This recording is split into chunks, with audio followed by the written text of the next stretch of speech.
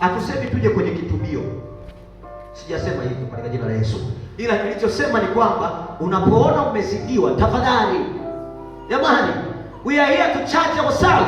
Sisi tuko hapa kuchaji nafsi zetu. Leo tumekuja kuchaji tena upya, ili Jumatatu inapoanza tuanze kwa nguvu mpya, tukiwa tunajitambua ya kwamba sisi ni wana wa Mungu. Haijalishi dunia imesema tunafeli, haijalishi dunia inasema ya kwamba sisi hatutaonekana, haijalishi dunia inasema ya kwamba hatutatoka, lakini sisi tunachokiamini, Biblia imeniambia ya kwamba nitabarikiwa mjini, nitabarikiwa shambani. Biblia imeniambia kila nitachokigusa kimebarikiwa. Biblia imeniambia nikiweka mikono juu ya wagonjwa watapata afya. Biblia hii ndio iliyosema, sio mfumo wa kibinadamu, sio waganga wa kienyeji, sio madaktari. Madaktari wanasema haiwezekani kwenye gonjwa hili, lakini Biblia inasema huyu ana uwezo wa kupona katika jina la Yesu. Haijalishi. Sisi mimi na baba tunaimba wimbo mmoja. Sisi ni waimbaji. Baba tumeimba naye wimbo mmoja sasa hivi. Unaweza kusoma kalenda ya wanadamu ikasomeka, lakini huwezi kusoma kalenda ya Mungu. O, kalenda ya Mungu haisomeki, haisomeki, haisomeki, haisomeki. Yaani mfumo wa kimungu sio mfumo wa kidunia.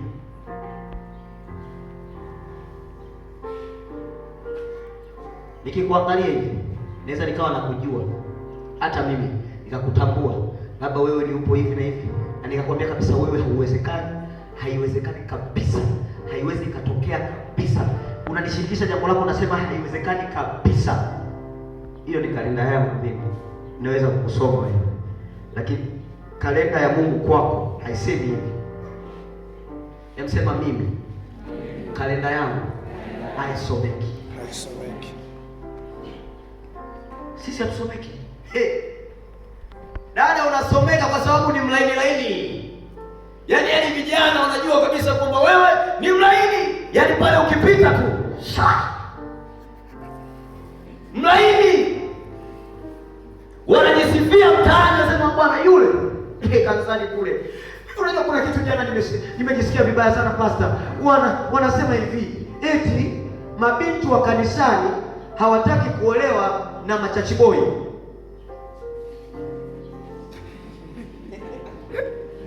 Ila wana uwezo wa kwenda kwa hadhara, kwa mudi, sio kuolewa, wakalala nao. Umia. Na hicho kitu sasa hivi hadi mtandaoni kinajadiliwa. Mbona tatizo chachi boy hawana nini? Hawana akili ya maisha, hawajui, wanajifanya wenyewe kanisani sana. Sikiliza wewe binti, sikiliza katika jina la Yesu. Unavyoniona hapa, hata kijana mwenzangu yuko hapa katika jina la Yesu. Mungu ana kalenda yetu. Hata kama leo unaona hajasogea, kesho atasogea katika jina la Yesu. Sasa wewe nenda kwa Mungu chambue kama mchicha. Akimaliza kukuchambua, urudi kanisani useme tutakuoa, hatukuoa katika jina la Yesu.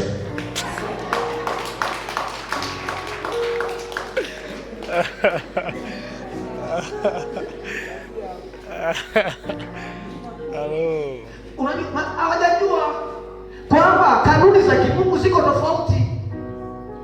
Mungu yeye anatubariki sisi kulingana na muda na wakati. Na kijana ukichelewa mfumo ni kama umepishana tena mshahara. Kwa hiyo inabidi urudi tena kwenye mfumo. Ukisharudi tena uanze kusajiliwa upya. Inabidi uanze mwaka wa kwanza, sio tena mwaka wa tatu. Sio kuliko mwaka wa pili. Ukavuka mwaka wa tatu, ukatoka kwenye mfumo kabla hujamaliza. Mwambie ukirudi tutakukubali, hatukukubali. Kwani uliandika ruhusa kuleta? Sasa Mungu atusaidie sisi pamoja na ndugu zetu wa dada. Mungu atusaidie sana. Sawa ndugu zangu Mungu atusaidie. Kwa nini? Kwa sababu hizi zifuatazo. Hawa vijana tunaowaona huko hapa. Biblia inasema usifungiwe nila pamoja na wasio amini. Usifikiri chachi boy wa hapa hana kiroho. No. Kiroho kipo. Hana maisha. Anayo. Hakuna mwanaume ambaye yupo tu ametulia tu, hana ndoto. Sijaiona mimi. Ukiona hana ndoto muombe.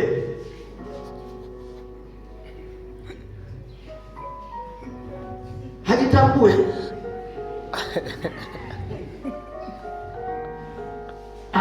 Sasa sivyo mbingu zilivyo. Mbingu haziko kwa ajili ya kuaibishana, haziko kwa ajili ya kupotezeana muda. No, mbingu ziko kwa ajili ya kutenga